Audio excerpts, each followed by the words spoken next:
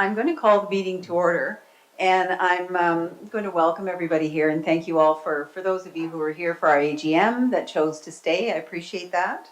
And I have adoption of the agenda and adoption of the minutes of March the 30th in front of the board. So let's do the agenda first. Thank you.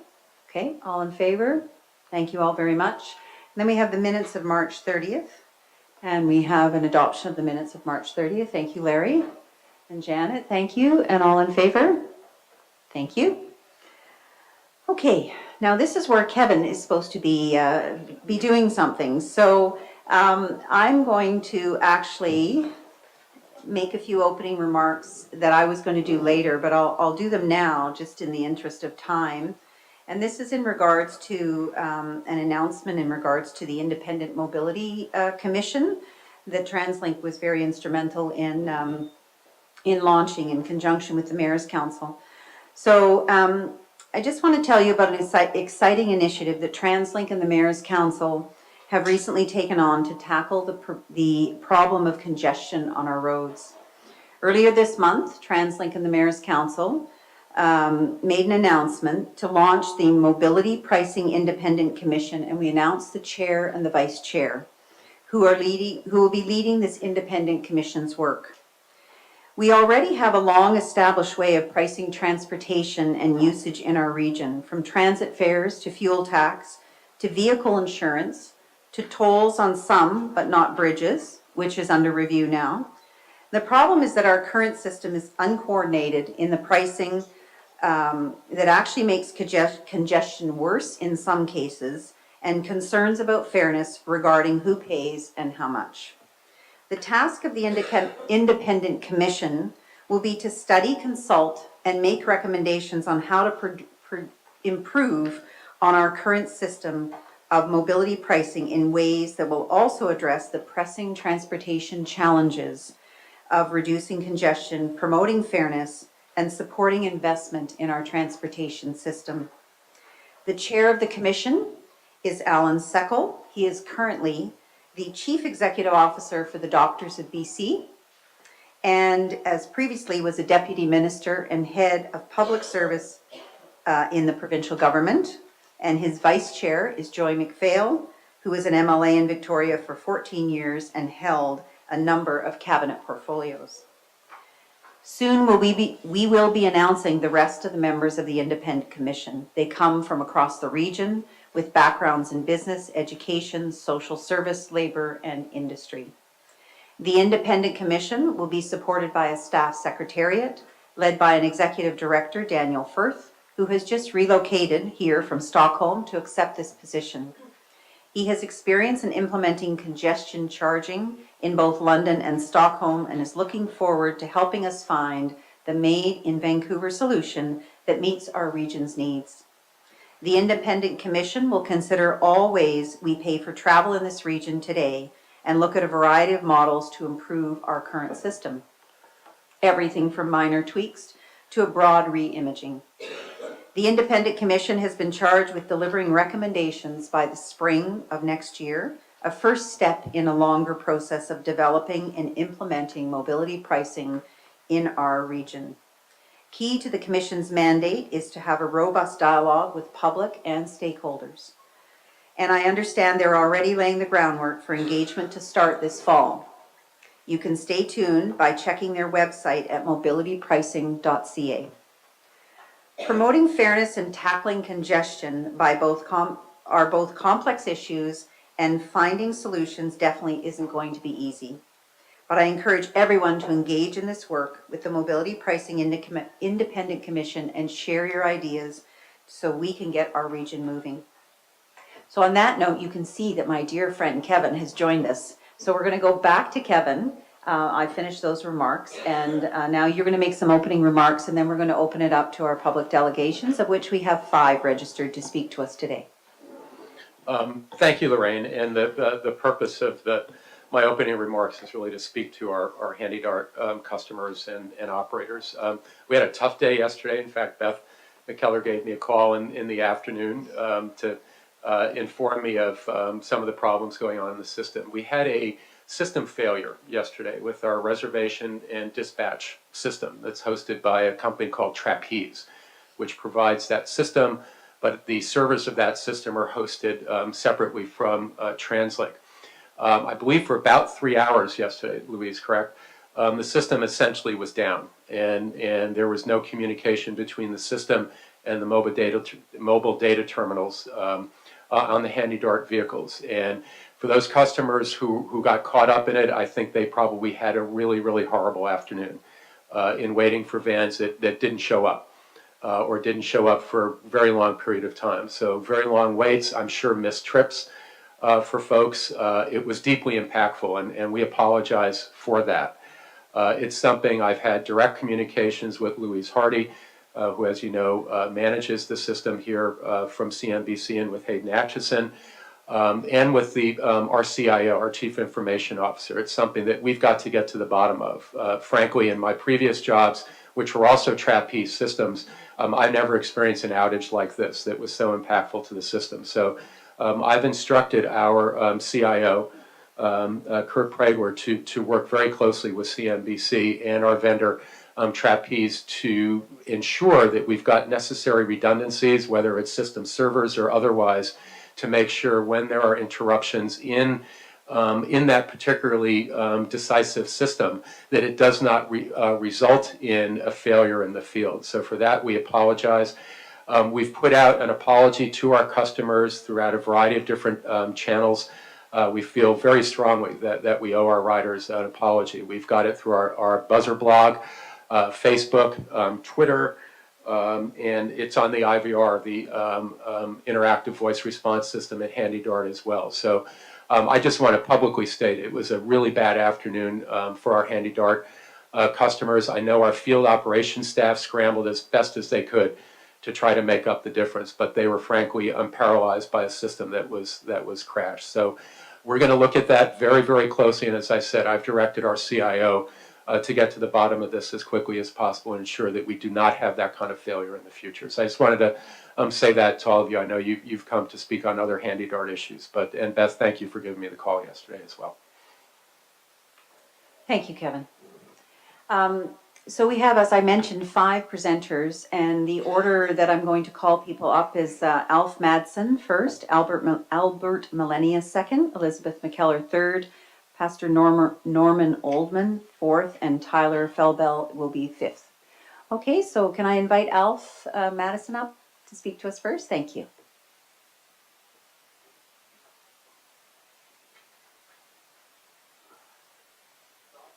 There's a red button. Good morning. My name is Alf Madsen, and I'm here specifically about the Surrey LRT. First, I have a couple of questions now. The federal government is putting forth $2.2 billion, and some other government is putting $2.2 million forward, and that is our taxpayers' money. What I'm having a problem with, the biggest problem I have, is that this board is recommending, and I'll stick to the Newton, Surrey, Guildford LRT line, is recommending that, when in fact all it's doing is replacing another service. It's not enhancing service. It's not making any difference to service. It's moving choke points from one place to another. That's all it accomplishes. I don't know what the price tag on that is, but I would be, because nobody's ever said, but I would assume it's got to be upwards of $500 million. Upwards. And I'd probably be very conservative on that. I don't know what it's trying to accomplish other than keeping some developers happy. On 104th Avenue, coming to Surrey Central, you have the 320, you have the 501, you have the 337 coming out of Fraser Heights, which is then express down to Surrey Central. You have the 335 that goes to Gateway, the C73 which goes to Gateway, On King George Highway, you have, and plus the 96B line. Coming down King George Highway, you have the 321, you have the 96B line, and in rush hour, you have the 394. Now you're gonna spend upwards of $500 million to replace something that works now with something it'll probably work, but it'll just make a mess out of things. Somebody sooner or later has to look at the overall picture of what we're trying to do. Probably years ago when they got out to Surrey, they should have kept right on going out the freeway out to Chilliwack as an ongoing project. But because governments are governments, and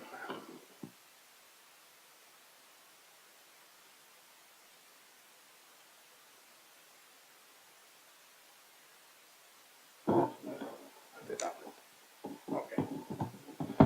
So now we've had a bunch of piecemeal pieces put together, and if we keep going this way, putting piecemeal pieces together, it's going to be 20 years from now, it'll be a mess. It's a mess now. You've got choke points and dire needs right now in certain areas. There could be and should be a SkyTrain from Surrey Central to Newton. Newton could be a hub, because now you have choke points. You have the Alex Fraser Bridge, you have the Dees Island, is it the Massey Tunnel? No, or Dees Island Tunnel, but whatever, same one. There should be from Newton a BRT down to White Rock, South Surrey, from possibly the ferry terminal up 17A to 99, tying into Bridgeport. You could have something from Newton, making Newton a hub, going over and tying into 22nd Street. This whole lower mainland should be linked together on interlining SkyTrains. And I'm talking about the most important one right now, probably, is the one from King George Station to Langley. That is going to relieve a lot of pressure. And if you had one from Newton and then it had one from Ladner, that just relieves pressure. And that's the idea of it. After that is done, and they set this program in place, and believe me, now's the time this board could be proactive, because you'll never get another time like this in your life when you've got two willing people over in, three willing people over in Victoria who will agree with anything you say.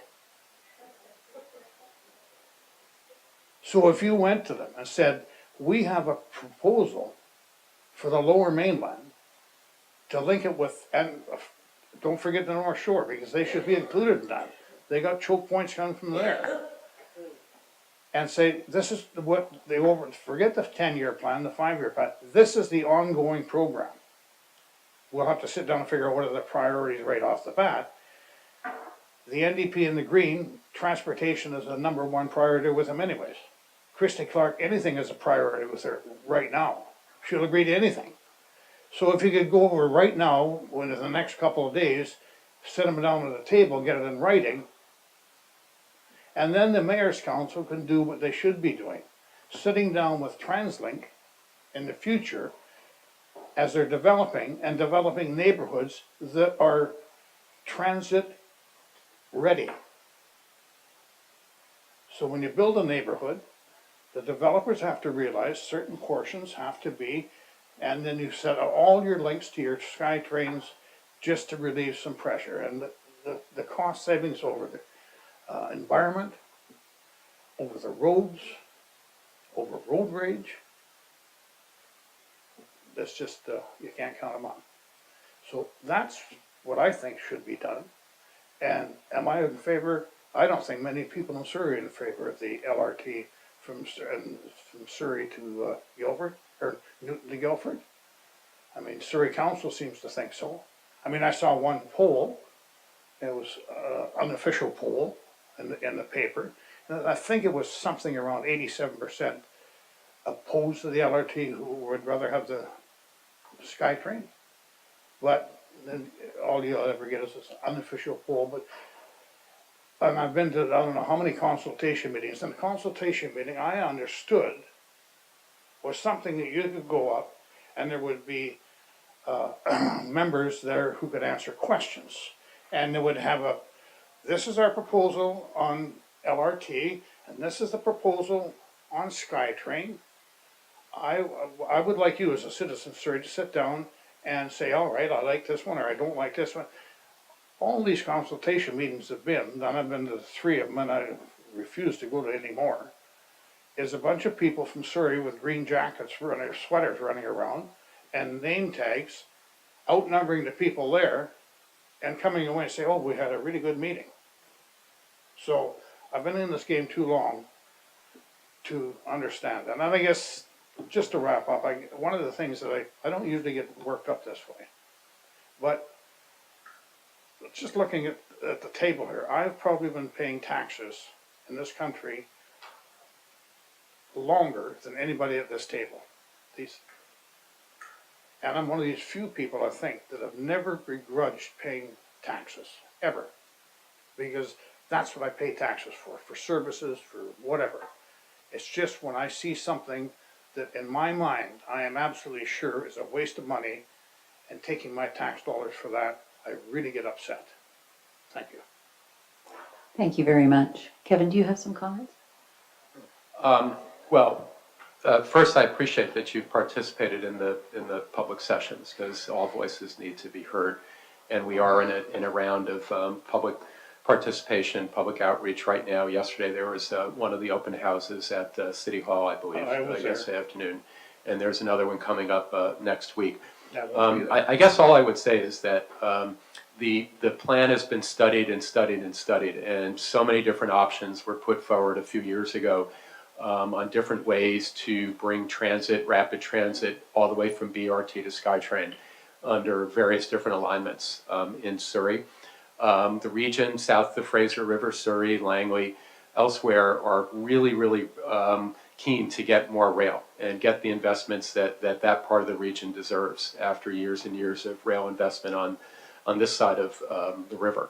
I think the city of Surrey and the Mayor's Council and TransLink have a vision for densifying along the urban environment and creating a place and a corridor where you can get more dense activity to address the future traffic congestion that would otherwise bury 104th and King George Boulevard. And I think that's what a lot of the data shows. So to the extent to which you get a more urbanized, livable environment, which we've seen along the SkyTrain line in various different communities, in Burnaby, in Vancouver, and in New Westminster, and soon in Coquitlam and Port Moody with the Evergreen line, you are having shorter distance trips for people.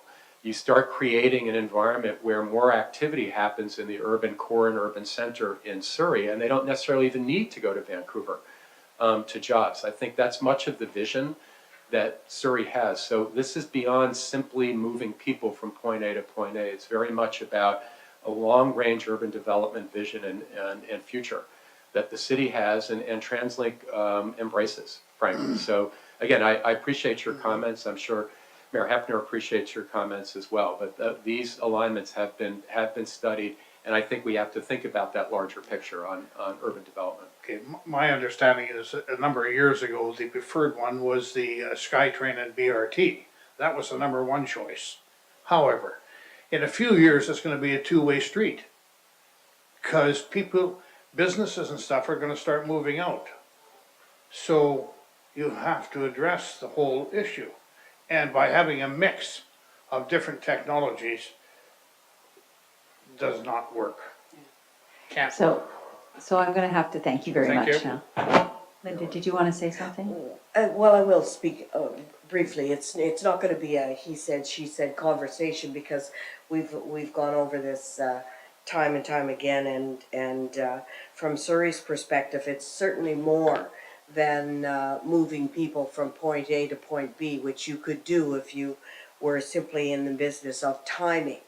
But I'm going to speak to the system generally, and the system region-wide, which is all sorts of models, whether it's C-Bus as part of an integrated system, whether it's the West Coast Express as part of an integrated system, whether it's the B-Line buses, whether it's SkyTrain, or whether it's light rail along with the other 400 light rail projects that are going around the world today. This region needs a system of connectivity and integration, and I think that is the more important element at play here. And certainly in Surrey, when we looked at I think we started out with 100 and some options, and they certainly included every single mode of transportation, including SkyTrain extensions. And then we looked at where the travel was within our own city, and that 65 or 75% of the people are actually trying to interconnect, whether they're going from Newton to Fraser Heights or they're going from Newton to Guildford. Though all of those were studied, as CEO Desmond alluded to, time and time again. So my comment to the delegation is that we already have a fully integrated system with all sorts of different modes of transportation.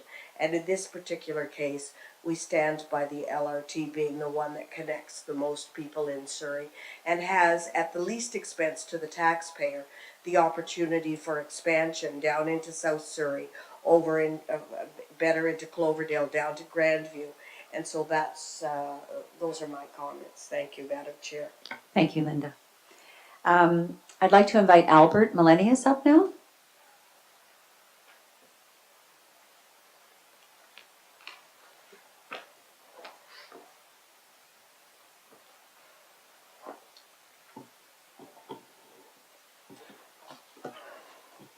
My name is Albert Millennius. I think most of you know me by now. We usually have a handful of contractors interested in the annual operating agreement. This time, due to the efforts of your staff, we seem to have 16. Perhaps there will be more. I have often come to you to emphasize the need for stability in Handy-Dart. You continue to make it the least stable form of transit. This practice is not applied against regular transit. Applied to Handy-Dart alone, it amounts to discrimination against the most vulnerable. Some general advice about contracting. Contracting creates autonomy, but autonomy can be applied in different ways. Autonomy can be used to improve performance. Autonomy can also be used to shake down the employees and riders for short-term financial savings. We should be focusing on problem solving, not on a continuous race to the bottom. As early as 1994, the ATU position has been that Handy-Dart should be a direct subsidiary of TransLink, parallel to Coast Mountain, not subordinate to it. It should have a contract, but it should be a permanent one. The riders must have effective input. They're the ones who tested by using it. If you fail to improve rider input, you have failed completely. A couple of general comments. Handy-Dart is the finishing touch that makes transit accessible to all. Whatever the other forms of transit can't do, we can come in and we can do it. So why not just let us do our job? I'm hoping this next contract will be the last one, and after that we can get on with the work of making the best possible Handy-Dart. I'm going to take this to the mayors next week, and then I'll provide you with copies of it. And Beth is reading later today. She's addressing the actual points of the present process, and I think you should pay close attention to that, because the process hasn't unfolded as I expected or as the other people expected. So anyway, thank you for your time. Thank you very much, Albert. I have one fan. Elizabeth, would you like to come up now? Just bear with me, because due to yesterday's nonsense, I am totally crippled. I had to take 2 regular buses to get home and walk a distance from the bus stop. And it activated sciatica, and if anybody knows what sciatica is, I wouldn't even wish it on my worst enemy. Think of your worst nerve pain and then times it by bazillions.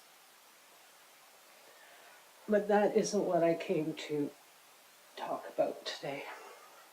Because everybody that I talked to yesterday knows my where I stand on that. But good morning, and I humbly ask you to listen to understand. I want to start with some good news. Woo. If there is a change of provincial government, as most people expect, there will also be more funding for Handy Dart. The new Democratic Party made a clear commitment to the Metro Vancouver Alliance to fund increased Handy Dart bus service hours in both BC Transit and TransLink systems. This is an unusual time in BC. We will likely have a different government and minister responsible for TransLink within weeks. We will also likely see major changes to the governance of TransLink within months, with more decision-making power for mayors and municipal councillors. NDP leader John Horgan has advised BC Hydro not to sign any new contracts on the Site C Dam project. We have a similar request for TransLink. The Handy Dart Riders Alliance would like you to put off any further action on long-term contracting of Handy Dart until a new government has gained the confidence of the legislature in a confidence vote. Most observers expect the present government to lose a confidence vote and the NDP to win a confidence vote fairly quickly. In the new minister responsible for TransLink and any new board of mayors and councillors selected by the minister must have a chance to review the requests for proposals. The new minister must not be locked into long-term contracts signed in dying days of an outgoing government. The new minister and/or board must have the chance to complete the public sector comparator that the present board and minister chose to leave incomplete. We wanted to be involved in selecting the contractor to do a multiple accounts evaluation of bringing Handy Dart in-house, but the process was rushed and no multiple accounts evaluation report was ever presented to the advisory committee. The public sector comparator was never completed as designed, and a new minister or board may well want to see this work completed. A new minister and board may also want to apply values to the analysis. For example, Vancouver and New Westminster are now living wage employers. A board made up of elected municipal representatives might choose to apply living wage standards to any company providing Handy Dart service, including taxi companies. Integrating living wage provisions into a contract is an option any new board must have the opportunity to decide on. PwC, the national corporation chosen to do the financial public sector comparator, decided that contracting out to Handy Dart to a multinational corporation would be more cost-effective than bringing it in-house. This is not surprising. Big money favors big money, and we do not trust the results of this report.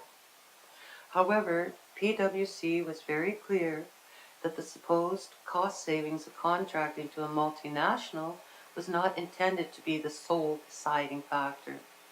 They state the outputs from the PSC were incorporated into the final multiple accounts evaluation used by TransLink and the Project Stakeholder Advisory Committee to prepare the final recommendation to the TransLink board.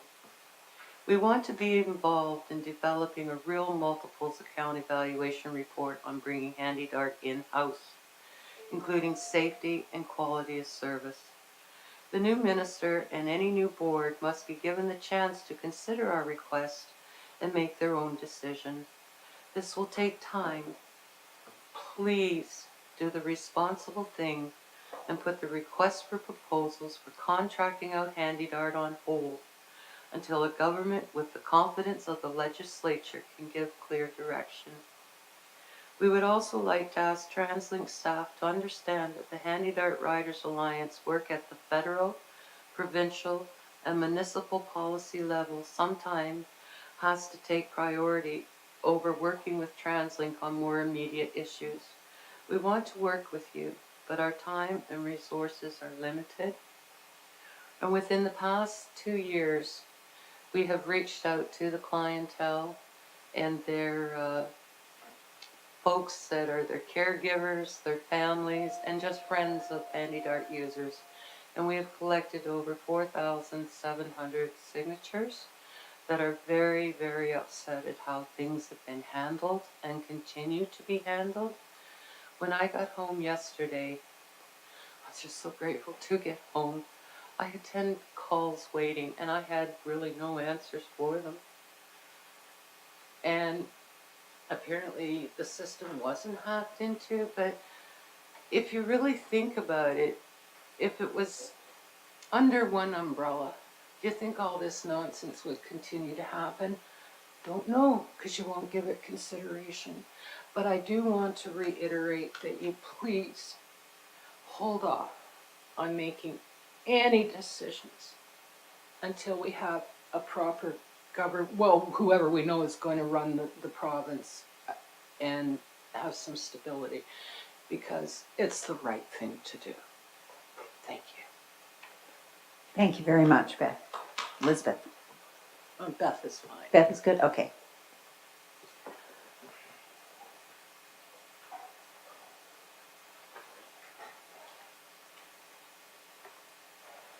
And next, I'd like to invite Pastor Norman Oldman.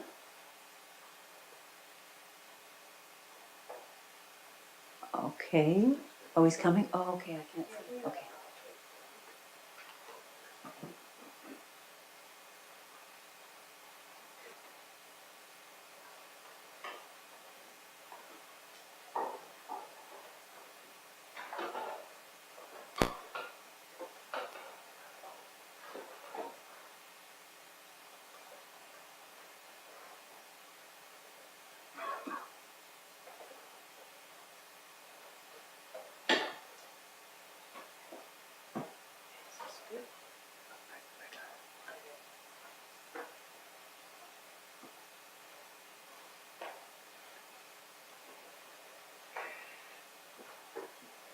Thank you for coming. I didn't see you hiding behind the pillar there, so I thought you weren't with us.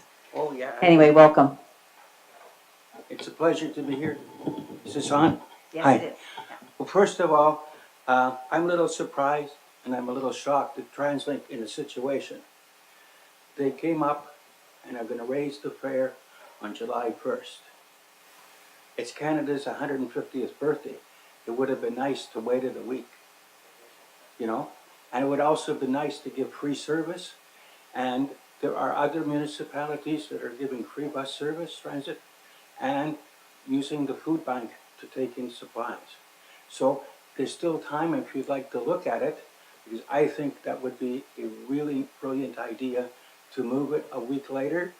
And also the fact of giving free service. It would show you people have a heart for the community. That's a recommendation, and I leave it there. The other concerns that I have is the fact that I did some checking. I have the highest regard for Kevin Desmond, but I found out that he has never been out to call center. Would have been nice, because I asked him on May 8th if he'd ever Oh, been I out. have been out to the call center. Well, Yes. okay, well, then my sources said, okay, then that's great. And I'm impressed. The other thing that I also would like to see is, we had a tremendous meeting with Kevin on March the 13th. What was in the room will stay in the room, but we'd like to have another one as the Handy Dart Riders Alliance. And we are looking forward. I found it very informative. I found it very educational, and I'm surprised that we haven't had another one. And therefore, I would like to recommend that this be restored back. The other thing is that I'd like to recommend is that we've had several workshops. They stuck us out in the boonies, way out in Port Coquitlam. It took Handy Dart 5 times to get us home. They didn't have a clue where we were.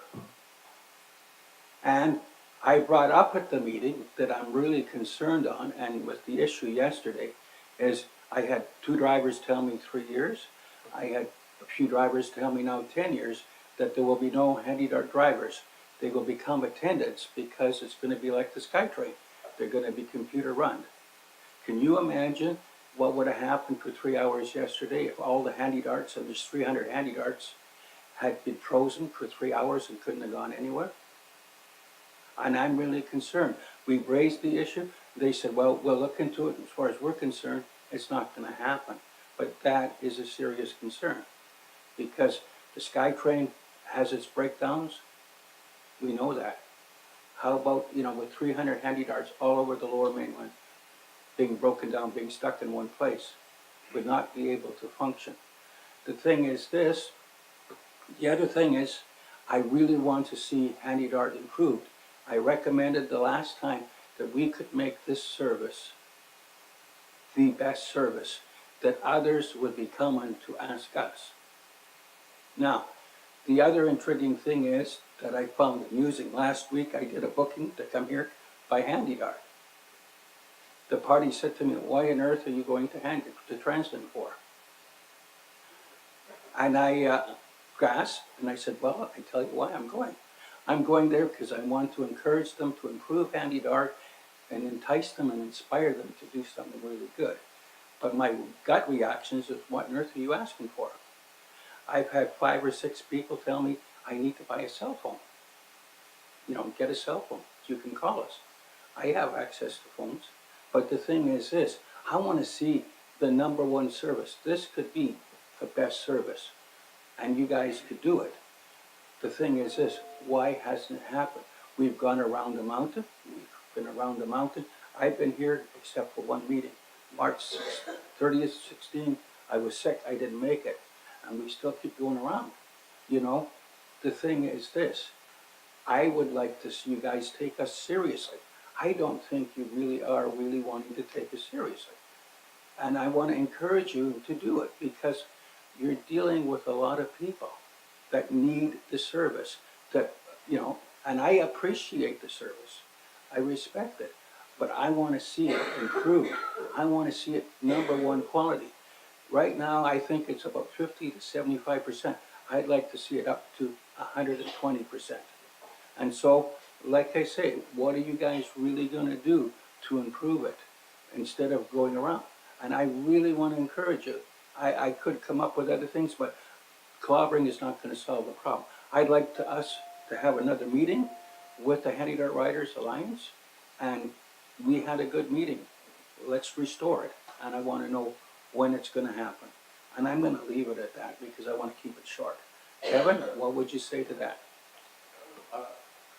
Well, in fact, I've been trying to get another meeting with the Handy Dart Alliance. I know Louise has been talking to the representative of the HDA to identify a good time and place and an agenda for that meeting. So I'd be more than happy, and I did pledge to do that when we met a few months ago. And I do want to assure you, I take, and I know that the staff at CNBC and this board takes Handy Dart service very, very seriously. We talk about Handy Dart service every single board meeting. And the agenda that we've put in place to identify multiple different ways to improve the quality of the service remains, I think, a strong agenda. I wish it could happen faster. We're doing our best to make improvements as we go along. But I do want to assure you, we take this very, very seriously. Yesterday's situation affects me very deeply because I know how bad the service was, and people, sort of as Beth described, it was a bad afternoon for folks, and we take this very, very seriously.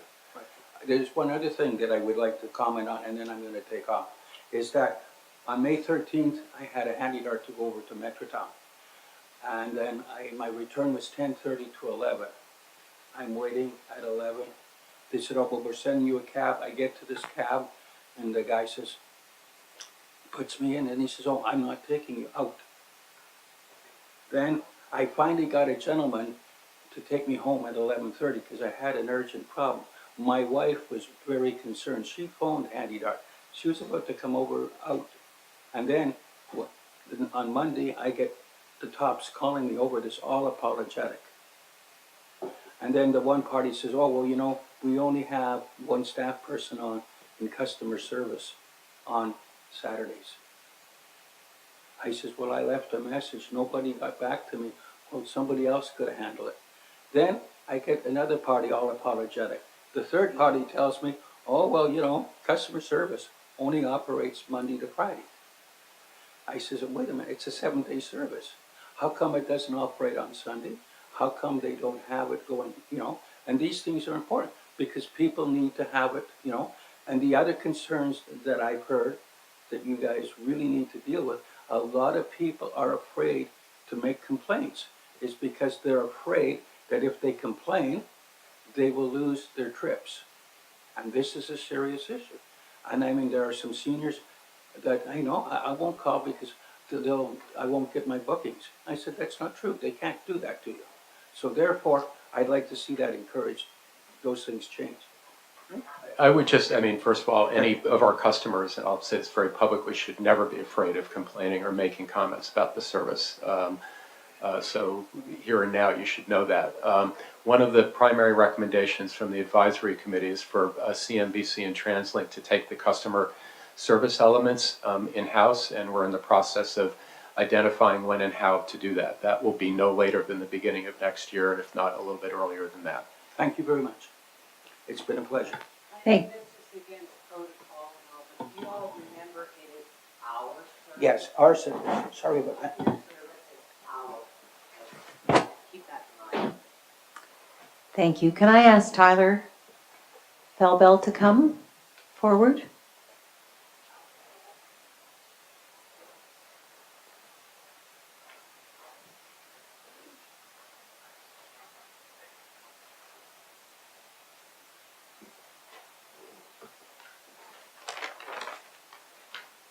Welcome, Tyler. Good morning, everyone. Thank you for listening to me. My name is Tyler Felbell. I'm the Vice President of the Amalgamated Transit Union, Local 1724. We represent the Handy Dart workers, and I have personally been a Handy Dart driver for over 25 years, and I've seen many of these issues go round and round in circles. I'm here also to ask you to postpone the decision on the RFP until a provincial government is established, and to have the decisions regarding Handy Dart looked at again. There may soon be a new minister responsible and more influence from the mayors. During the election campaign, NDP leader John Horgan supported increasing or committed to increasing the Handy Dart service by 5% over the next 4 years, and Green leader Andrew Weaver also would support an appropriate increase. I have to tell you that the Handy Dart workers are very disappointed with the results of the custom transit review. I'm grateful that you did it, but we really question the results. We're particularly wondering how it was concluded that bringing the service in-house is supposedly too expensive due to higher labor costs. I'd really like to know specifically what information that conclusion was based on, what comparators were used, and I need to know how to explain that to my members. Our driver's compensation is currently similar to community shuttles, and I see no reason to assume that it will increase just because it's taken in-house. And was the profit that goes to contractors even taken into account? We can't even find out how much that is. Changing the contractors will not make any significant improvement, and it could even make matters worse. The workers will continue to feel disrespected when they're forced to line up and apply for their own jobs again. They will have no guarantee of employment, their seniority, their wages, or their pension. Is the object of this contracting out to cause a race to the bottom and disruption of the workforce? Handy Dart workers stick with the job partly because they enjoy helping people and they take pride in providing good service, but the system is not making it easy for them to do that. Even taxi companies have expressed interest in bidding on the contract, and how is that going to play out? I'm not saying all taxi drivers are bad or don't try to do a good job, but there are many more complaints in general about cabs, and safety issues are often brought up. More training for them is great. It's more options for the public, but The fact is, they're not consistently providing service to people with disabilities, and their workforce is more transitory, and many just see it as a way to earn quick cash. They're not consistently available, and they should only be used for emergency and overflow purposes, not regularly scheduled runs. The quality of the service relies on maintaining a well-trained, experienced workforce. At best, the recommendations of the review will just maintain the status quo, and if the system is broken up into several areas, departments, contracts, it's going to be a big step backward from what happened approximately 9 years ago, when at least it was all brought under one contractor.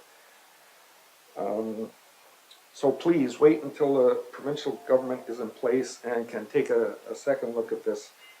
Decisions that are going to have long-term effect on our vulnerable citizens who rely on this service should not be based on a political ideology that assumes contracting out is always the best option. So thank you for listening. Thank you very much, Tyler.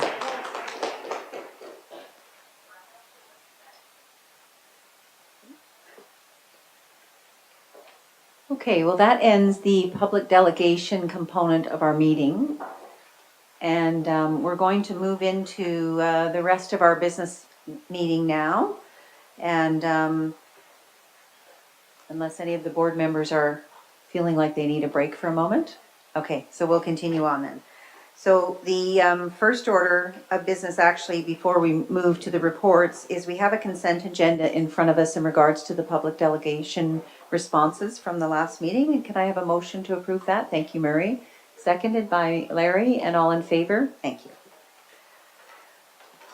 All right, so Mr. Desmond, are you ready to go? Okay. And then after that, we're going to hear from Vivian King and Hayden Asheson, and then Doug Lepard as our chief officer. Okay. Thank you, Madam Chair.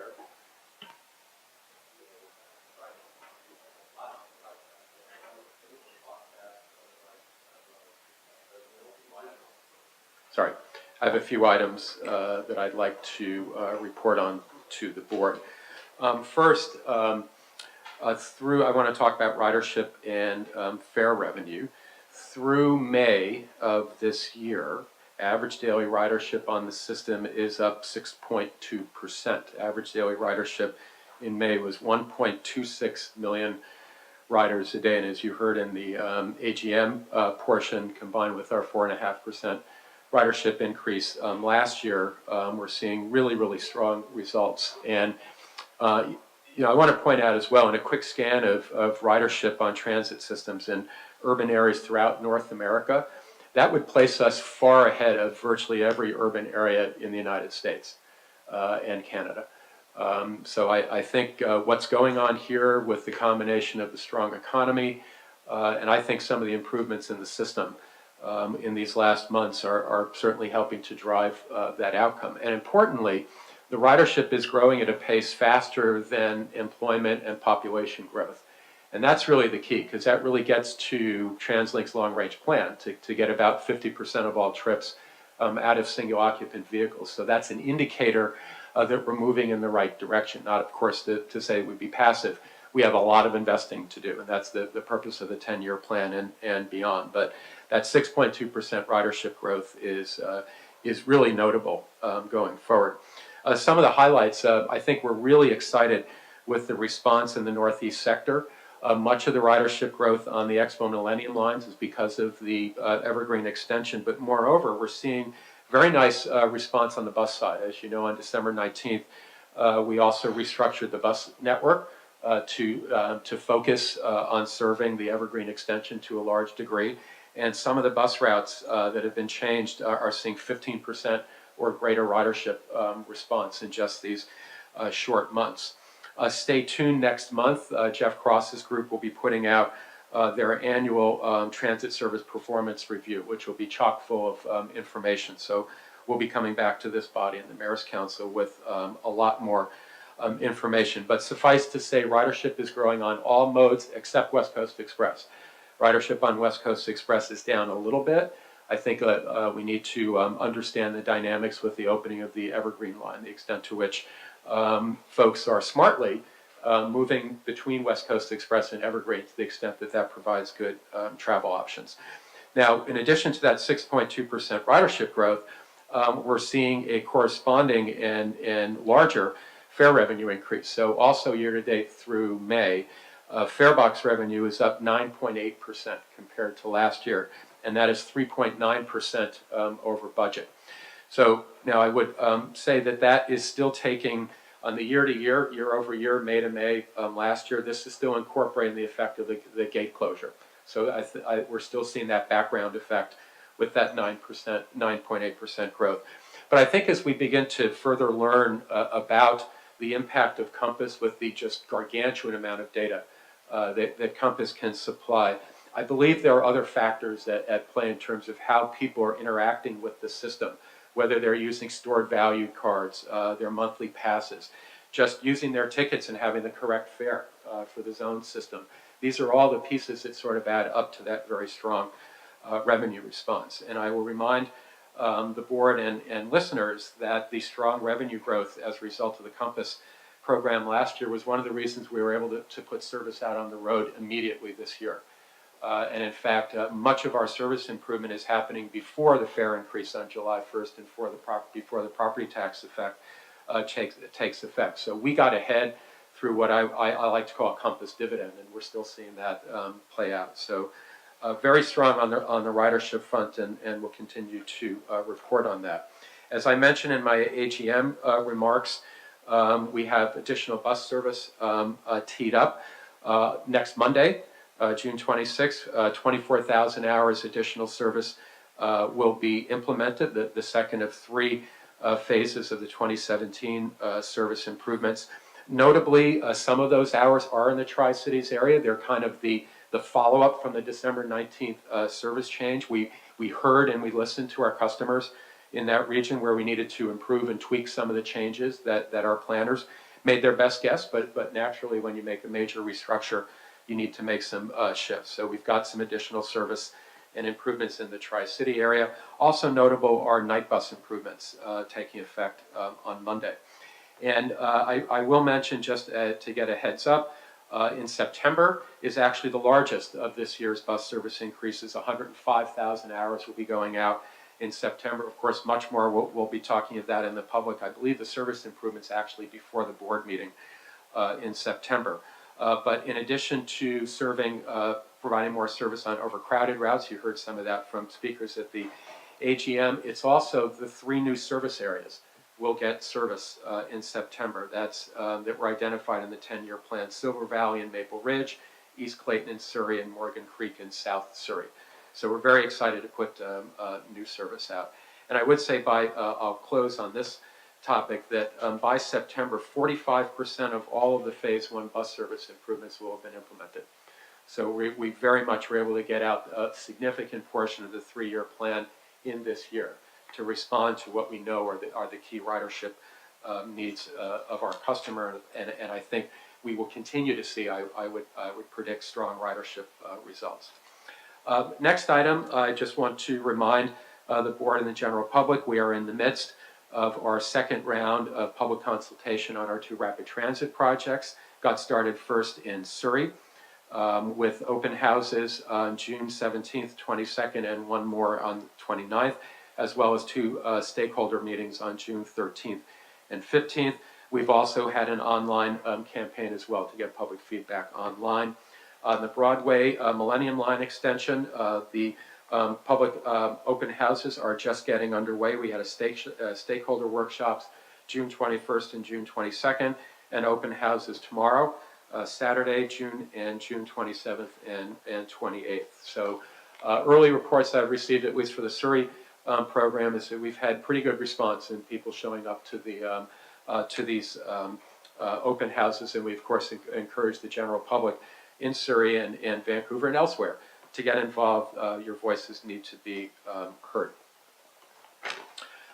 Next, just want to mention Patella Bridge. Again, we talked about that briefly in the AGM. On the weekend of July 14th through 17th, the bridge will be closed completely for some minor repairs, deck repairs, and further inspections. We've worked closely with the local municipalities and on the impacts of the weekend closure, and we'll be putting a lot of public information out around that, but just want to alert the general public to find different travel during that weekend. The bridge will be available for pedestrians and emergency vehicles, however, during the course of that project. And I think I would just point out this is yet another kind of illustration of the urgency of getting on with the replacement of the project. We're going to have to increasingly be doing projects like this to maintain the bridge in a reasonable state of good repair while we're waiting to replace the bridge. These are impactful to close the bridge or impactful to reduce lanes on the bridge, and it costs money. So the sooner we can get the new bridge built, the better. So weekend closure, if it's rainy that weekend, I hope it doesn't rain in July at all, but if it's rainy that weekend, the program will be the following weekend. Thirdly, next, further on the access transit front, we've of course heard many speakers. I'm happy to announce that our proximity gate project for people with certain disabilities that cannot easily tap within the SkyTrain system is moving along very well. On June 8th, we field tested the technology at the Edmond station with a number of stakeholders. Vivian King was out there, Kathy McClay was out there, and others to observe the testing. It went very, very well. And I'm actually very proud, and I think a pat on the back of our IT folks that came up with, I think, a really, really neat and what should be easy to install RFID solution that can be easily installed within the existing Compass gates. We are in the process of installing the equipment at the Production Way and Burrard stations, and we are on schedule to have the full system installed hopefully by second quarter next year. Notably, though, most of the major stations will be finished by the end of this year. So it was a promise that we made. We brought it to the board last year to proceed with the project. The project is operating within the budget limits that we have set so far. Further to the Access Transit update and the implementation of the various recommendations that the board adopted in March. The first one out of the chute, just a few weeks after the March board meeting, we at the recommendation of the advisory committee, we extended the reservation windows for next day trips from 12 noon to 4 p.m. And I believe that's been well used. I think Hayden will be talking a little bit more about Handy Dart service in that program in his remarks. We, as you, some of the public comments, we are in the midst of getting ready to retender the Handy Dart program. We did a couple of workshops with stakeholders, and again, that was one of the promises that we made out of the advisory committee to help shape the procurement, to help shape the performance standards. And I don't know if there's a precedent for that in how TransLink in the past has looked at shaping procurement for services, but I think it's it was a great approach to get that kind of important feedback. What really is important, regardless who operates the service, is the performance standards and how we are holding ourselves accountable and the operator of the service accountable for the quality of service. And the feedback we received from that advisory group was very important, and we will be using that advisory group going forward in the process.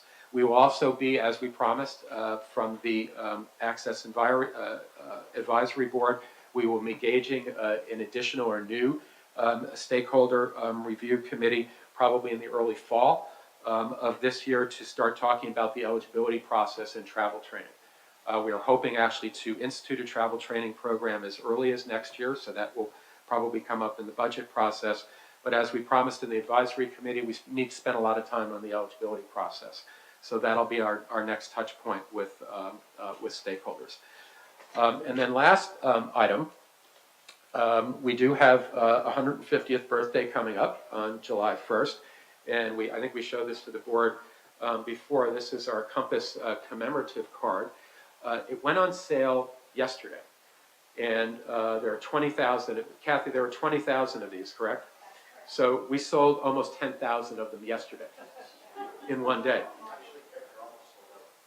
As of now, they're almost sold out. So as of yesterday, it was 9,900, I So believe. this one's mine then? And no, for you, the price has gone up, board members, because the lucky, those that got the 20,000 cards, you know, I think worldwide, in programs like these commemorative cards really do go fast. So I think it's really cool. We were able to I guess, use or license the logo, and to me, it's remarkable on a pretty low volume, you know, marketing campaign around this. People were lining up. I got pictures of people lining up at vending machines yesterday, willing to get a card. So I think it's really cool. I think it's a neat way for us to be part of the 150th celebration. So for those of you listening and the lucky ones that got the card, congratulations. That's my report. Great. Thank you, Kevin.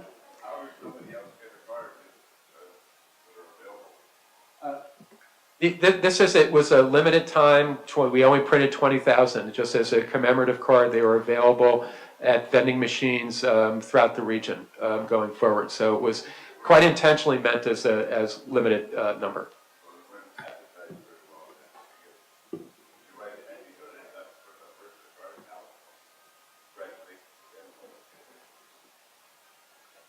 Okay, thank you. Are there any questions for Kevin in regards to his report? Any questions? All right, so moving along. Oh, sorry. Thank you. When you do the test of the RFID, I don't know if when you're doing them, if you video them, but for those of us who can't see how they work, it might be useful for another board meeting to bring to us just a short video to see how. Sure, I believe we in fact had that. Yes, so we could probably even email that to you, the video. Yeah, that would yes, be, that would, absolutely. and when you do the test, I assume you're doing it with users? Yes, And yes, so with different types of issues, so we can see how that all works. yes. That would be very helpful. Yeah, and one of the things that the follow-up, and we're at full engagement with the stakeholders and the actual device people will use. Right. Will it be a fob? Will it be a highly personalized element? I think that's the next thing we need. We're working with the stakeholders. Yeah, I'm really just interested in how, how the approach is and how they work and how, people I think navigate through the system. as the individual approaches the gate, Yeah. whatever device we have, let's call it a fob for sake of argument, is it how many feet, Kurt, away is the tolerance at this point? About 6 feet. The RFID communication between the gate and the device, the fob, opens the gate. That's it. Yeah. And that's, so as we test. So as you speak, will different people be able to have different distances, or will it be common to everyone? Okay, so once you figure out what the appropriate distance is, you set the device to that distance.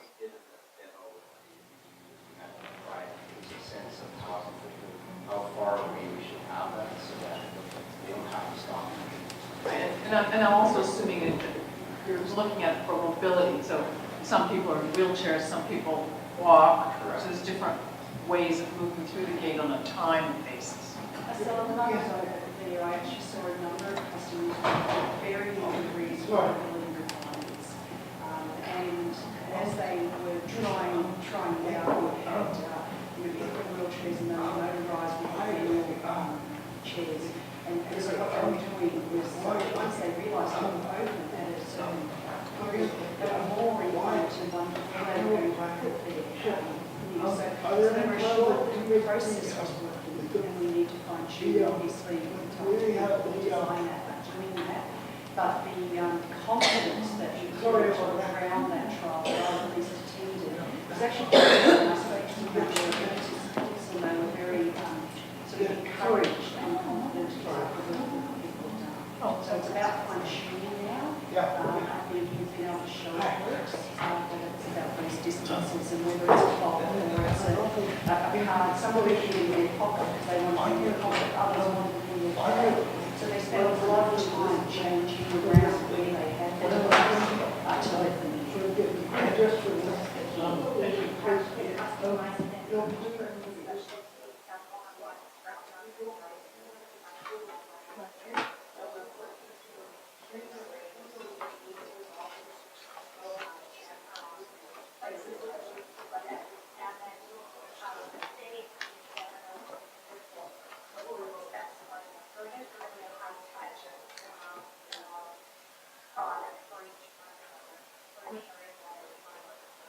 Thank you. That's very helpful, thank you. Great, thank you.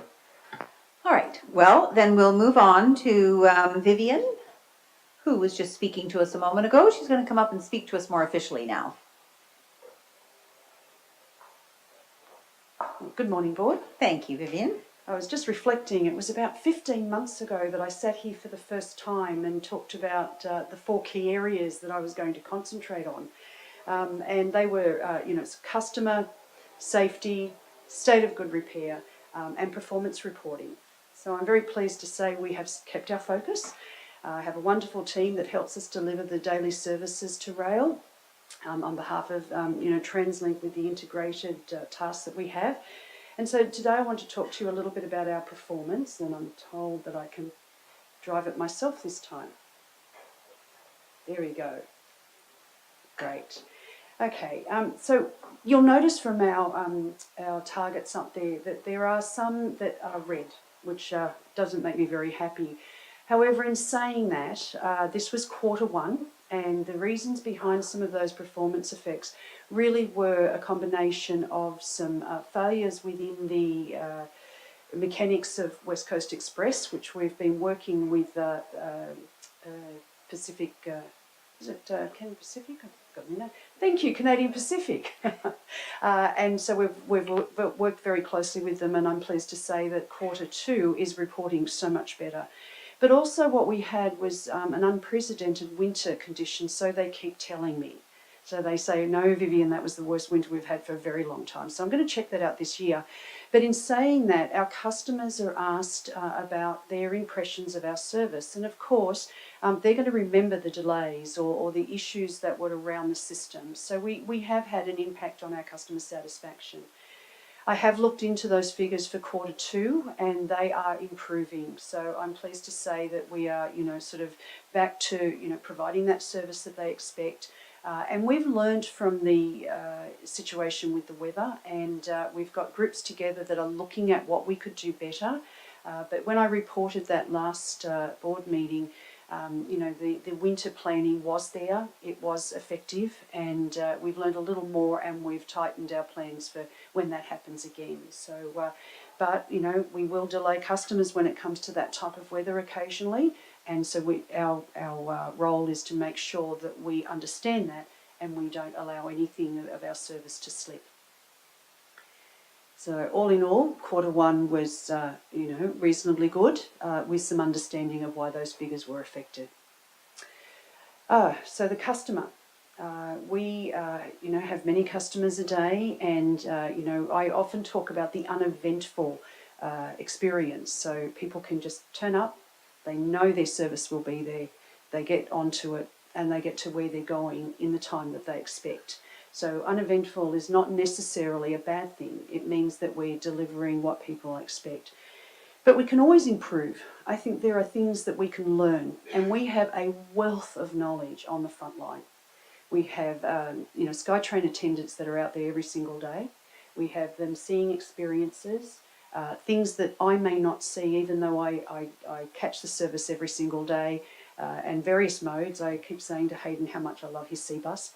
And, but it's those eyes and ears and those experiences. And I don't mind sharing, I went down with staff yesterday after a media interview, and they told me all about the pigeon problems that we have along the Evergreen line, not the Evergreen line, sorry, the Millennium line.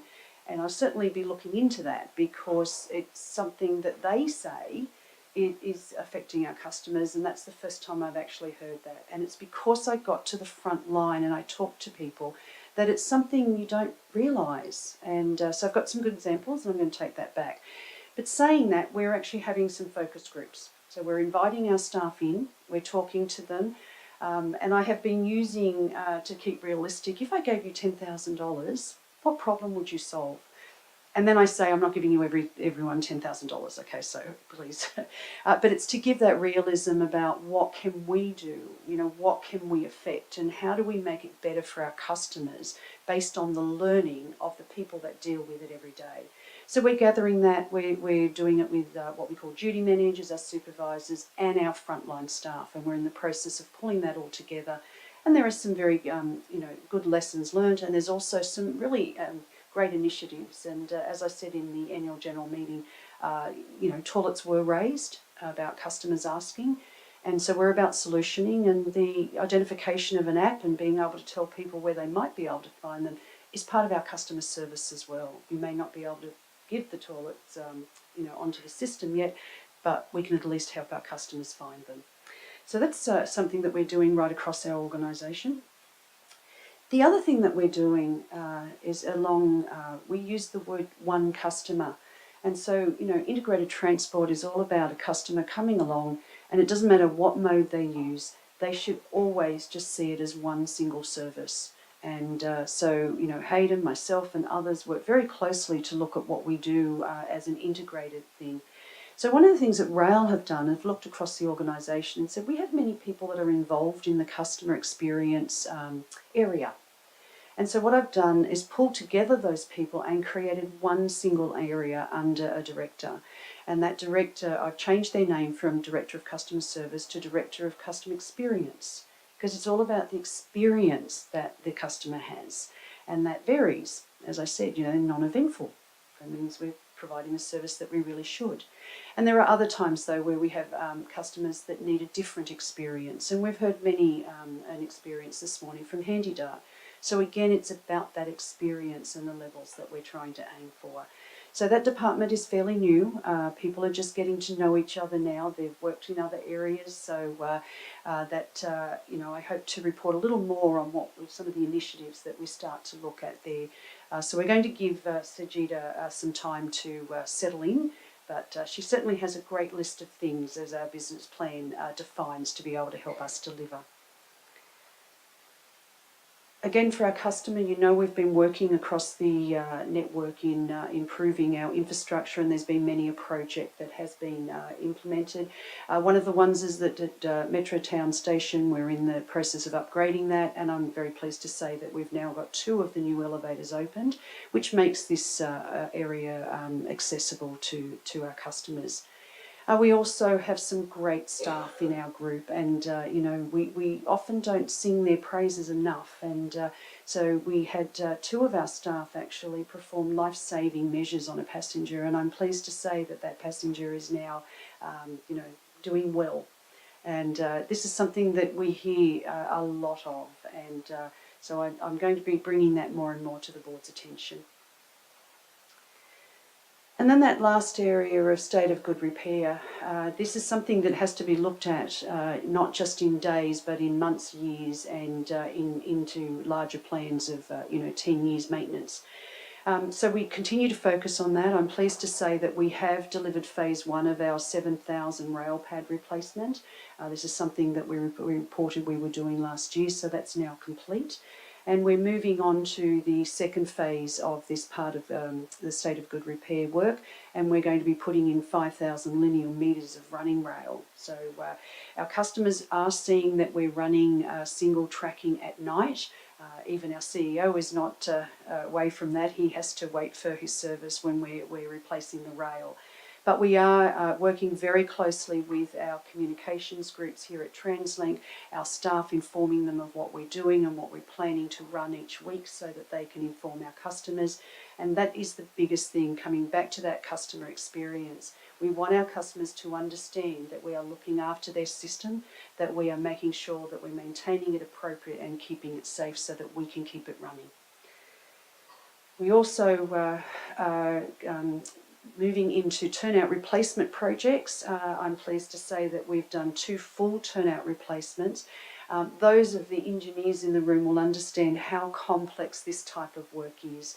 It means that we have to plan it in months ahead. We have to work through the breakdown of tasks that people have to do, and we have a very small window to do it. So to actually sit here and report to the board that we've completed 2 replacements now is a real achievement for our group, and we will continue to be working on these as the years move on, or months move on.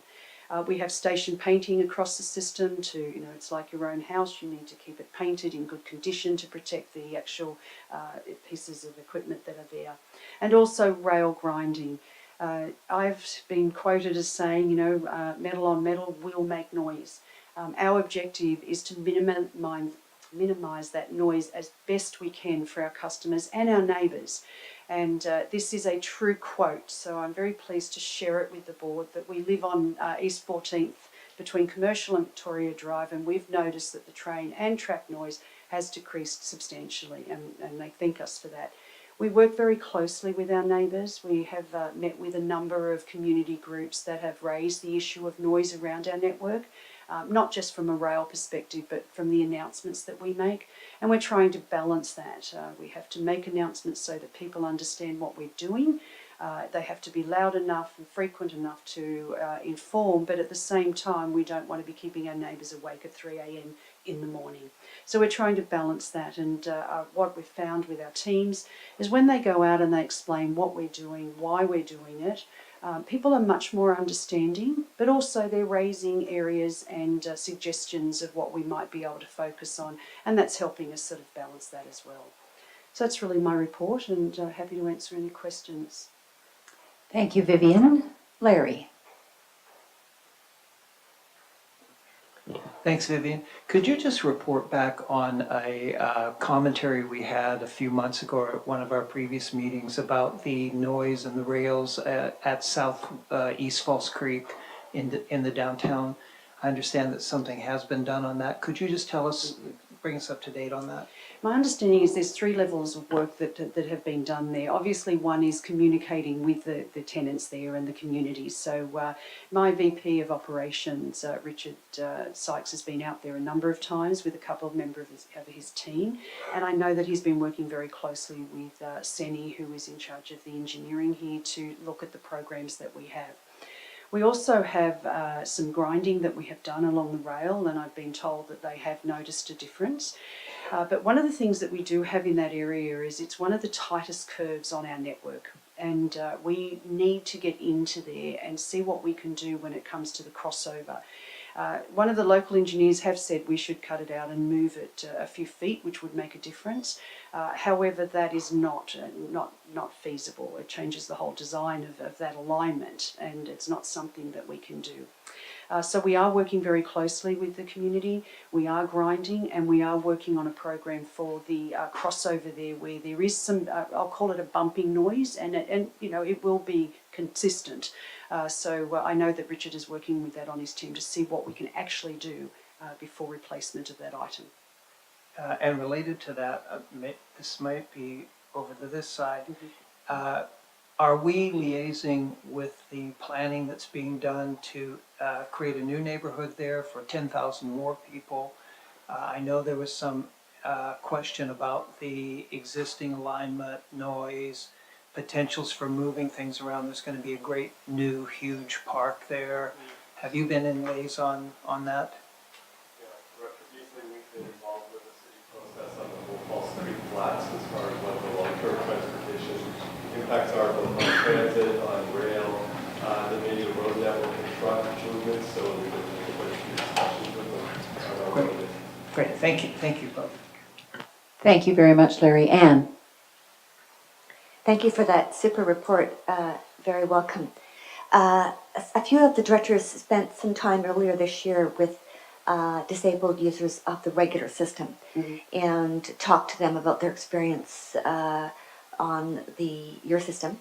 And how do you measure their experience of using the system, and how do you respond to feedback from them over time?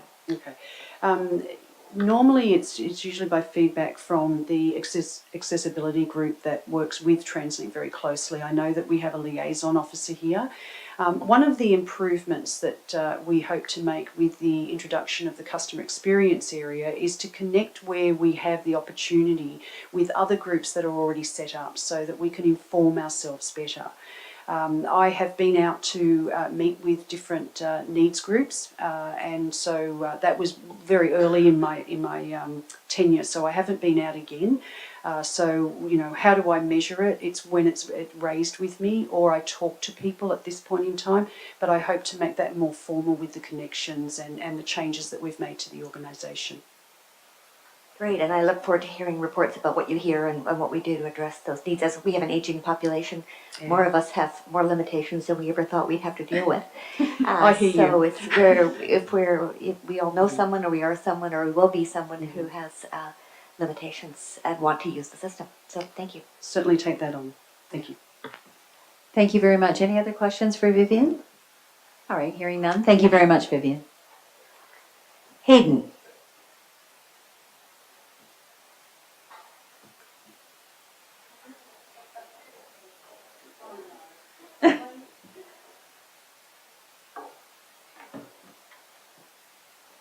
Morning. Good morning. Put my glasses on as my age is getting to me. New ones, so I have to try.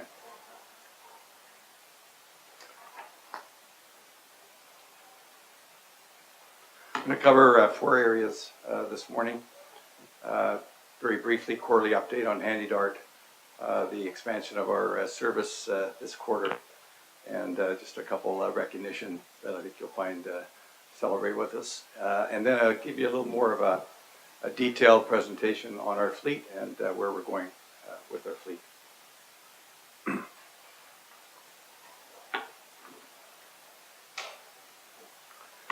Well, as Kevin said, he certainly expressed our sentiments, and as Louise and I were spending a lot of time texting and chatting and emailing yesterday. A horrific day for us out there when our computer systems went down.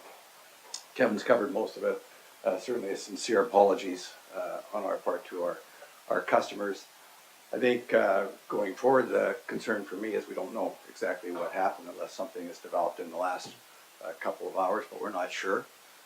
And as Kevin said, we've engaged our BTS folks as well as Trapeze and others to dig in and make sure we don't have it happen again. On the customer side and some enhancements that we've put in place, we've increased our booking windows for booking from noon to 4 p.m. We've had real success, over 4,000 bookings since we opened up that booking window, so very, very pleased about that. That came as a result of customer feedback, and we implemented it, and the customers are very pleased that we've extended the time. We're always challenged with locations for Handy Dart. We have Handy Dart spread throughout the system. We had some real challenges on about 150 buses in Vancouver. We were moving from location to location. We secured a location in Richmond, and then it was delayed with sewer construction and all the rains and the weather. But fortunately now it's in place, and the buses are now parked, and it's working well. We had some feedback from our hearing impaired customers through the User Advisory Committee, having a lot of trouble making bookings over the telephone, so we put an email system in place, and it's being used and very successful. So another enhancement going forward as a result of feedback from our customers.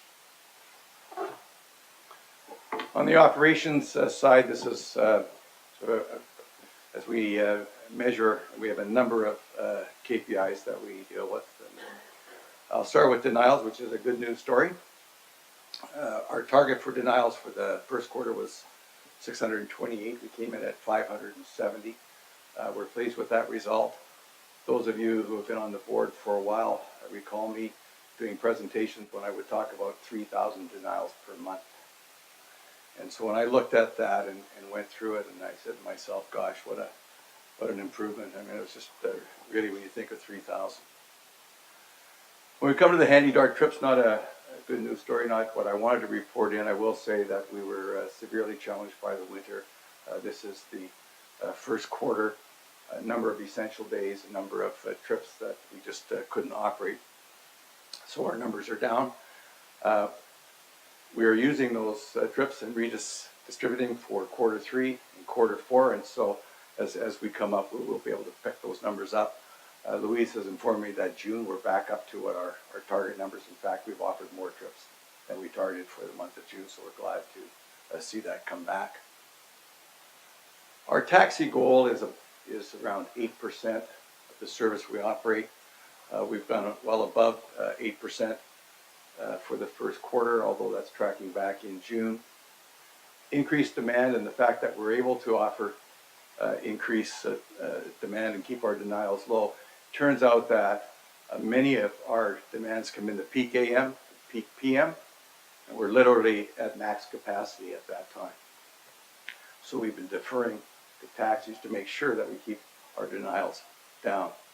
We're working with MBT and taking a look at it ourselves to make sure that they're optimizing the use of the buses and the trips. And June is tracking much better now. We're able to handle more in the peaks, and our taxis are down to about the 8% level for the month of June.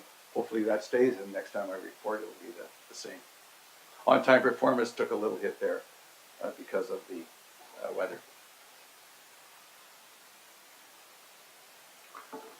Kevin mentioned the service improvements that we have going forward. These are 3 quick slides. What I did was just group them. This is the north-east sector. This is really adjustments based on the Evergreen extension. We had a lot of pass-ups. We were not timed properly for the West Coast Express trains. We adjust the timings. We put some short turns in to offer increased frequency and to really reduce the overloading. So that's in place. In June, we're adding 24,000 extra service hours. That's in addition to the 64,000 that we added in April, and as Kevin mentioned, more service hours coming in September. Night Bus is an initiative that we started a couple of years ago. It really was to bridge the gap between SkyTrain's end of night service and beginning in the morning. A great success with that. Quite a bit of feedback from the businesses and the bar associations downtown to extend service, to move more to a 24-hour operation. And so we've extended and built on what we started a couple of years ago, and we've added some additional routes in that. And then every year at this time, we have seasonal upgrades. We have Stanley Park, Lynn Canyon, White Pine Beach, Bunsen Lake, White Rock Beach, all high demand areas during the season, so we adjust to that. And then other changes are really at the bottom to just address capacity, where capacity is really at max. Try to cover off the overcrowding that we have. And recognition, this is a real recognition to Derek Stewart, who's our Director of both Safety and Environment. A couple of good recognitions I wanted to share with you. We received the recipient of the Recycling Council of British Columbia Environmental Award for the public sector. That's the programs that we have in place, the compliance to those programs. I'm very pleased that we won that award. And then we have our recurring audits every year through WorkSafe on our compliance.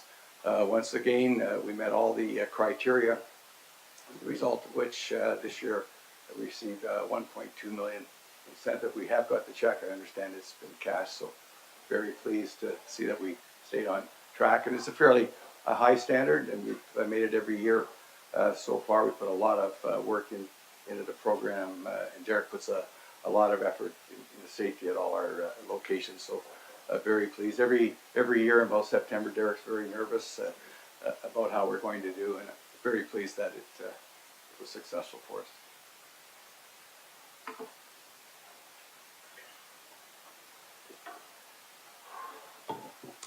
I want to give you a fleet update. Hope you find it interesting, a little more of a detailed sort of overview of our fleet. Just give you an update of where we are today. Our replacement program for our fleet, our plan delivers in 2018 and 19. A little bit on lower carbon strategy. I'm not an expert on it, but I'll talk about it just very briefly. We're reassessing some of the decisions we made in September. We have an opportunity to perhaps reassess and make a change to our fleet order. I'll talk about that a little bit, and then some trial programs ahead. So the green are the lower emission buses. Gasoline and diesel, of course, are not there, for a total of 1,583 current buses in the fleet, and that includes the West Vancouver buses, and Handy Dart is separate. If we break it another way, and I could have 19 slides breaking it in different ways at different fleets, but those are the numbers of articulated buses, so that's a mixed propulsion, of course. But our articulated buses, our 40-foot conventional buses, our shuttles, and then I've separated out highway coaches, and those are the Orion buses. Those are the ones that you see going out to the ferries, the express routes to Ladner, to Wasson, the 555.